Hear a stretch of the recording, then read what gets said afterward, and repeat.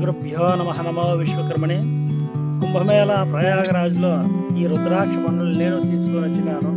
వీటిని గోరువెచ్చటి వేడి నీళ్ళలో వేసి కత్తితో పైన తొక్కను మొత్తం తీసేస్తే లోపల రుద్రాక్షలు మనకు దొరుకుతాయి. ఆ రుద్రాక్ష మనము బ్రష్లో దాన్ని శుద్ధం చేసుకున్న తర్వాత రుద్రాక్ష పూర్తి పరిపూర్ణంగా శుద్ధంగా మన చేతికి వస్తుంది.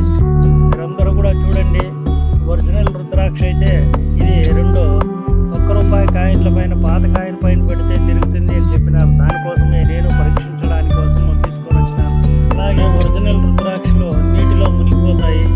చెక్కతోనో లేకపోతే రబ్బర్తో చేసిండేవి అయితే నీటిలో తేలుతాయి.